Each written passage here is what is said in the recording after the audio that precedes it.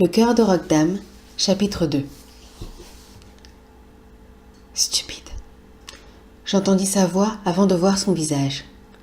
J'inspirai profondément, puis tournai la tête.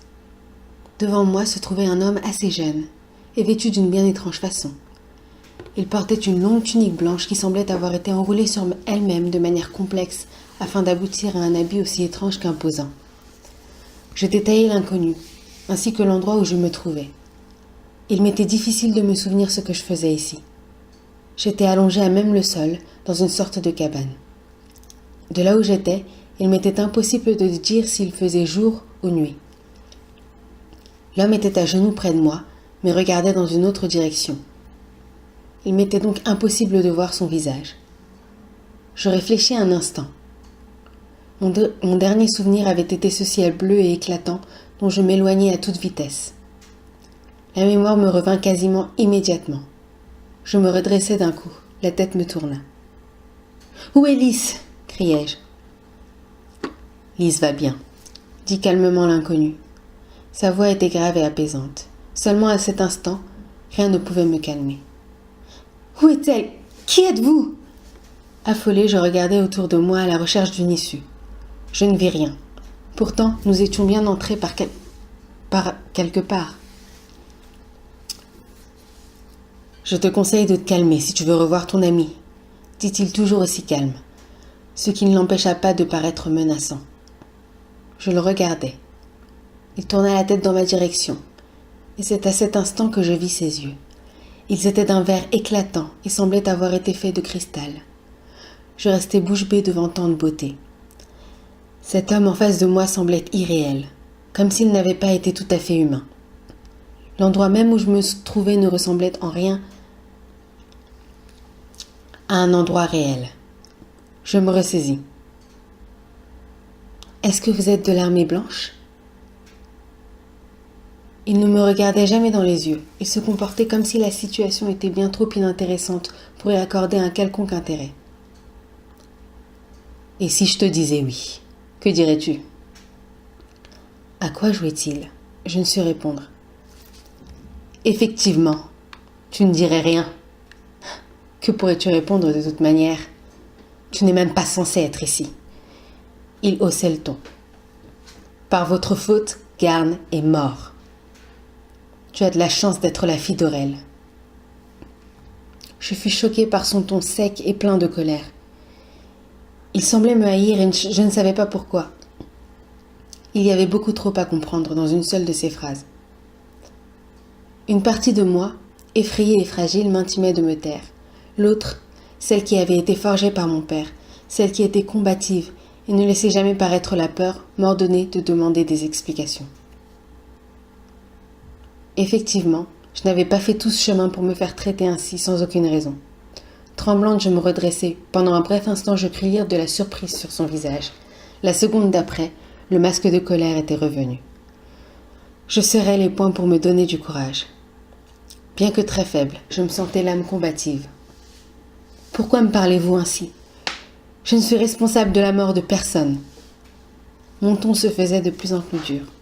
« Je ne sais même pas qui est Garn. Je ne mérite pas. » Je fus interrompue par un couteau qui traversa la pièce à toute vitesse et s'arrêta en face de mon front. Il était en suspension, contrôlé par l'étrange inconnu. « Ose encore contester les faits, et je jure que tu n'auras pas même le temps de le regretter. » J'étais bouche bée. Je n'avais jamais rien vu de tel. Je n'osais plus rien dire. Nous avions toujours su que la magie existait, sans jamais vraiment la voir, mais nous savions qu'elle était tout autour de nous. Sinon, comment Roquedame pourrait-il être immortel ? Ou comment se faisait-il que 3 jours dans l'année, à l'endroit des chutes du Nord, ne se trouvait qu'un banal désert ? Tant d'événements inexpliqués qui renforçaient nos croyances. Seulement, je n'aurais jamais pensé être un jour face à cette mystérieuse réalité. « Garn est l'homme qui vous a aidé à vous échapper, dit-il. Il est aussi mon ami. Et si vous ne vous étiez pas fait repérer, il serait toujours en vie. »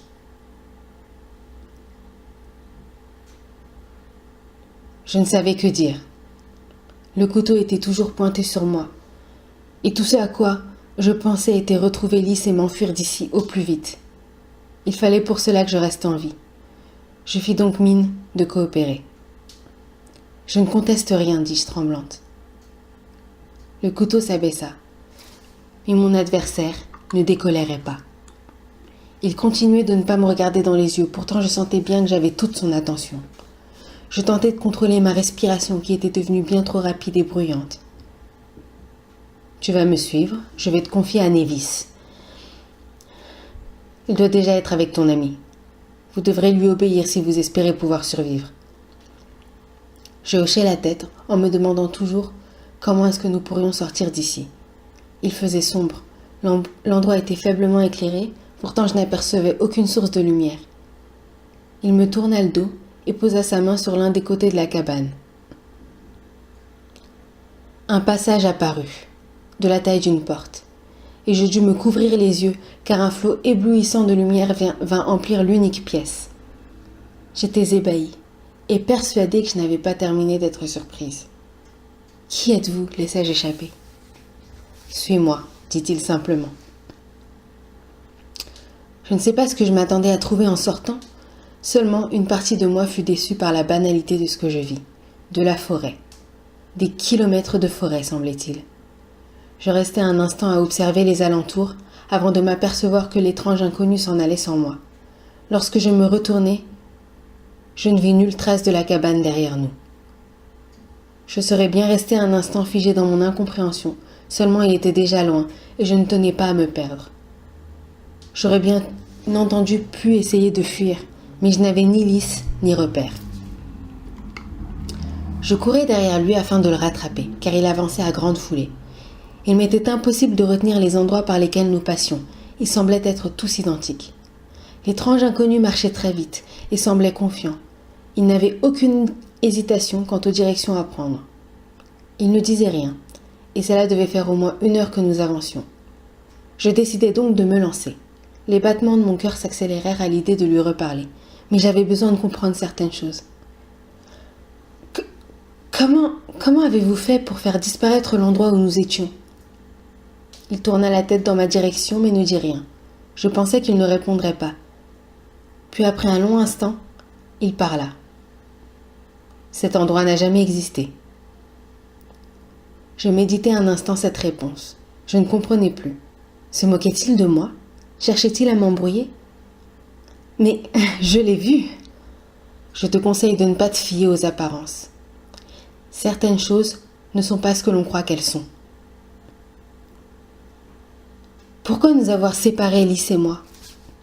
Il ne dit rien. Mais j'avais plus d'une question à poser. Que voulez-vous dire par n'a jamais existé ? Il semblait agacé, comme si je l'empêchais de se concentrer. Je le vis froncer les sourcils. Il n'y avait pourtant rien qui nécessitât une quelconque attention. Nous marchions simplement dans la forêt. Il ne répondit pas à ma question. À la place, il s'arrêta et commença à scruter les alentours. « C'est ici », chuchota-t-il. Je vis 2 silhouettes approcher au loin. L'une d'elles était grande et mince. On pouvait voir ses longues tresses voltiger alors qu'elle approchait en courant. Je n'eus aucun mal à reconnaître Lys. L'autre était beaucoup plus petite, mais aussi très rapide. Elle arriva à notre hauteur la première. Je ne pris pas le temps de l'examiner de plus près, car je courais déjà vers Lys afin de la serrer dans mes bras. Je ressentis un soulagement énorme en voyant son visage, en sentant son odeur si agréable et ses bras autour de moi. Elle tremblait légèrement et je sentais les battements affolés de son cœur contre ma poitrine. Je les sentis aussi s'apaiser lorsque je la serrais plus fort encore. Après quelques instants, nous reportâmes notre attention sur la 2e silhouette. C'était un petit garçon. Il devait avoir à peine 10 ans. « T'es Morior !» disait celui-ci. « Es-tu fier de moi ? La tâche ne fut pas simple. Nous avons rencontré des ennemis sur le chemin, mais ne t'en fais pas, je leur ai simplement fait croire que la belle Lys était une connaissance du village voisin. » J'interrogeai Lys du regard. Elle semblait tout aussi confuse et étonnée. « Tu as fait du bon travail, Névis, » dit l'étrange inconnu. Je croyais halluciner. Était-ce réellement le Névis auquel il allait nous confier ? Cet enfant ? Vois-tu, Desmorior, reprit le petit garçon. Personne ne soupçonnerait un visage aussi angélique que le mien, n'est-ce pas? Et puis être chargé de la protection d'une si jolie jeune fille vous rend la tâche moins ardue. Il est évident que d'avoir une déesse de beauté pour compagnie pendant ce terrible et dangereux périple vous évite de rester seul avec vos noires pensées qui... Il ne cessait de parler, mais Desmorior ne l'écoutait plus. Il semblait regarder dans notre direction. Nous n'avons plus le temps, Névis. Emmène-les en lieu sûr. Et à vous, jeune fille, je vous conseille de ne rien tenter car vous le regretteriez. Rappelez-vous que vous êtes très loin de votre monde. Névis ne risquera pas la sienne, ne risquera pas sa vie pour sauver la vôtre. Eh bien, en fait, commença Névis, je ne serais pas contre donner ma vie pour sauver la belle Lys. Je ne savais que faire. Rire, pleurer. La pauvre Lys semblait exaspérée. Surtout ne le laisse pas s'approcher de moi, chuchota-t-elle. Il me fait peur. Le petit Névis était pourtant très mignon, un peu comme le petit frère que je n'avais jamais eu. Il semblait vouloir impressionner Desmorior et le regarder comme un exemple. Il était évident qu'il l'admirait, qu'il en faisait la cible de tout ce zèle. Comment un enfant pouvait-il aimer un tel personnage? Il est temps pour vous de partir, Névis. Tâchez d'arriver avant la nuit, dit-il sévère. Le jeune garçon inclina la tête, comme pour dire au revoir, et nous ordonna de le suivre. Il avait beau être petit, il n'en était pas moins persuasif. Lorsque je me retournai quelques instants plus tard, Desmorior n'était plus là. Nous marchions rapidement et en silence. Parfois ce silence était troublé par des bruits étranges tout autour de nous. Le jeune Névis semblait constamment concentré et d'un sérieux impressionnant pour un garçon de son âge. Il lui arrivait de se retourner vers Lys et de lui adresser un énorme sourire, puis la seconde d'après, il redevenait très professionnel. Je m'amusais de la manière dont ce petit garçon ne se décourageait pas malgré le dégoût flagrant qu'affichait mon ami à la vue de ses petites attentions. « Faisons une pause, dit-il autoritaire. Je me sentais ridicule. Ce garçon faisait à peine la moitié de ma taille, mais j'entendais bien le faire parler. Il en dirait sûrement plus que Desmorior.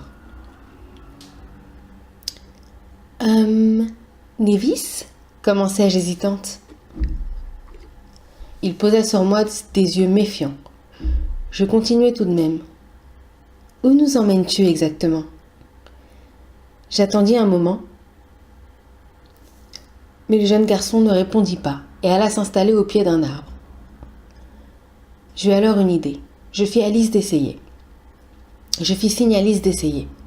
Elle me lança ce regard que je connaissais si bien et qui semblait vouloir dire « Aurais-tu perdu la tête? Il en est hors de question. » « Veux-tu que je nous sorte de là, oui ou non ?» chuchotai-je. Elle soupira, comme vaincue. Elle s'apprêtait à parler lorsque ses yeux s'illuminèrent. Elle venait d'avoir une idée. « As-tu essayé de te servir du pendentif ?» demanda-t-elle doucement. « Comment n'y avais-je pas pensé plus tôt? Évidemment, s'il avait été capable de nous emmener jusqu'ici, il serait aussi capable de nous ramener chez nous. Et je pourrais retourner vers ma mère afin de la protéger. » Je baissai les yeux vers le précieux collier, les fermai puis murmurai. « Aide-moi. » Rien ne se produit. Je réessayai. « Ramène-moi auprès d'Aurel. » Je fus interrompue par un rire d'enfant. Névis s'amusait de mes vains essais. « Que tu es stupide !» Il hurlait littéralement de rire, ce qui ne manqua pas de me choquer après tant de discrétion. Lys semblait être sur le point de fondre en larmes. Elle le regarda fixement de ses grands yeux noirs, puis respira un bon coup avant de s'exprimer. « Veux-tu bien nous expliquer ce qui se passe ?» Névis sembla tout de suite très intéressée et cessa de rire. « Pourquoi semblez-vous si triste, mon amour? C'était inévitable, dit-il l'air peiné. Ne vous a-t-on pas expliqué qu'il vous faut un allié à une heure et un endroit précis de l'autre côté afin que le passage puisse se faire? Je lançai un regard significatif à Lys. Il fallait qu'elle continue à le faire parler. Elle comprit. « Écoute, Névis, je vous en prie, appelez-moi Neve. »« Eh bien, Neve, peux-tu me dire où nous allons ? » « Pardonne-moi, mal dulcinée, car Desmoriors m'a formellement interdit de m'exprimer sur ce sujet avant d'arriver à destination. Mais il se mit à rougir. Je ne serais pas avare de quelques informations si je recevais de votre part l'un de ces doux baisers qui vous font chavirer le cœur. Névis s'approchait déjà. Quant à Lys, elle semblait chercher une échappatoire. Elle me supplia du regard de trouver une solution. Seulement nous savions toutes deux qu'il n'y en avait pas d'autre. La situation aurait pu être comique si les enjeux n'avaient pas été aussi importants. Je regardais donc Lys s'approcher du petit Névis et lui effleurer la joue. Cet acte aurait semblé banal ou insignifiant pour quelqu'un d'autre, seulement Lys détestait les enfants, et cela changeait tout. Le jeune Névis semblait grandement satisfait de ce petit rien et souriait à s'en décrocher la mâchoire. « Vous devez avoir faim, ne bougez pas, je reviens. Il y a un pommier non loin d'ici. » Il était déjà sur ses pieds et filait à toute vitesse. Lys et moi étions enfin seuls. « Pourquoi nous ont-ils envoyés ici ?» s'empressa-t-elle de me demander. « Il faut que nous rentrions, Océane. » Je sais, mais il a raison, nous n'avons personne de l'autre côté. Pourtant, je suis sûre qu'il existe un autre moyen. Sinon, comment aurais-tu su où nous trouver ? Tu as raison. Faisons en sorte de faire parler ce Névis. Mais en attendant, ne t'inquiète pas, je doute que l'on nous fasse du mal. Qu'en sais-tu ? Eh bien, ce Desmoriors, pourquoi aurait-il parlé de nous emmener en lieu sûr sinon ? De plus, je sais que ma mère a fait ce choix car elle voulait nous protéger. Elle nous voulait en sécurité. Si quelqu'un rapporte notre absence à Roquedam, c'est elle qui sera en danger. Il me faut retourner de l'autre côté, murmurai-je presque à moi-même. J'étais plongée dans mes pensées lorsque nous entendîmes un bruissement non loin d'ici. Je ne paniquais pas, pensant qu'il s'agissait du jeune Névis. Seulement le bruit approchait, et je ne l'apercevais toujours pas. Lys me prit la main. Elle était déjà méfiante. « Qui est là ?» criai-je. C'est alors qu'un monstrueux rugissement nous arrivait aux oreilles. Je n'en croyais pas mes yeux. Jamais je n'avais vu un vorion d'aussi près. La bête venait de surgir de nulle part et nous fixait de ses yeux jaunes. J'étais terrorisée. J'aurais voulu courir, seulement mes jambes refusaient de me porter. Je ne connaissais que trop bien les dégâts que pouvait provoquer cette chose si elle se mettait à charger. Je me repris et décidai de reculer lentement, tout en évitant de faire des gestes brusques. Le monstre sembla remarquer notre tentative de fuite et frappa violemment sa queue contre le sol, qui sembla trembler, en signe de protestation. Celle-ci se recouvrit presque immédiatement de ces dards puissants qui libéraient un poison mortel. Elle fit un énorme pas vers nous, secoua la tête et chargea. Nous n'avions plus le choix. J'entraînai Lys derrière moi et nous nous mîmes à courir de toutes nos forces. Je choisis exprès des passages où le feuillage était dense afin de ralentir la course du vorion qui était réputé pour sa rapidité. Les branches de certains arbres étaient extrêmement basses et mon visage semblait recevoir des coups de fouet à chaque buisson épineux que nous traversions. Je manquais souvent de tomber. Lys m'avait dépassée maintenant et elle semblait avoir une idée précise de l'endroit où elle voulait se rendre. Je la suivais donc. La bête se débattait avec rage, arrachant des branches avec sa gueule, piétinant les buissons et rugissant de plus belle. À ce moment précis, réfléchir était impossible, alors je ne compris pas tout de suite lorsque Lys s'arrêta au bord d'une immense falaise. « Il faut que nous sautions, dit-elle. Il ne pourra pas nous suivre à la nage. » À peser le pour et le contre, je préférais risquer la noyade. J'inspirais profondément, il ne lui restait plus qu'un arbre à détruire et nous serions à sa portée. Je m'apprêtais à sauter, lorsqu'à ma plus grande surprise, j'aperçus Névis posté à peine 5 mètres devant l'arbre qui subissait la fureur du vorion. « Donnez-moi la main !» Je ne pouvais y croire. Comment était-il arrivé jusqu'ici ? Il semblait paralysé, et Lys et moi étions trop effrayés pour approcher. « Faites-moi confiance. Dépêchez-vous avant qu'il ne soit trop tard. » Je me demandais comment nous nous en sortirions. Et malgré l'impression de me jeter dans la gueule du loup, je saisis le bras de Lys et me précipitai vers celui de Névis. La dernière chose que j'aperçus fut l'énorme queue du vorion s'abattre sur nous. Puis plus rien. Le néant. Le noir. Il semblait que je fusse en train de vivre les secondes les plus longues de mon existence. Je me sentais vivante. J'avais conscience d'être là quelque part, mais je ne pouvais dire où. J'étais simplement là et mon corps semblait avoir disparu. Petit à petit, des taches vertes et bleues commençaient à apparaître. Et avant que je me pose la question, nous étions revenus au point de départ. Des pommes étaient étalées sur le sol et je sursautais en entendant le vorion auquel nous venions d'échapper non loin d'ici. Ne t'en fais pas. Il ne reviendra pas par ici, me rassura Nevis. Il était à genoux et respirait bruyamment. Que t'arrive-t-il s'inquiète Alice. Des larmes coulèrent le long de ses joues. Il sanglotait en silence. Et sa peine semblait profonde. C'est de ma faute. Je n'aurais jamais dû vous laisser seule. Temorior ne me le pardonnera jamais. Il m'avait prévenu. C'était ma première mission et probablement ma dernière. Je vais être rétrogradée. Il me faisait confiance.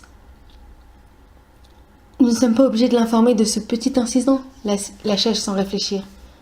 Je jetai un coup d'œil à Alice. Elle semblait approuver. Après tout, je ne vois pas en quoi cela pouvait-il être sa faute. Nevis leva vers moi des yeux pleins de larmes et d'espoir. Voilà, c'était le chapitre 2. J'espère que vous avez apprécié et je vais poster le chapitre 3 bientôt. N'oubliez pas de commenter et merci d'avoir écouté. Au revoir.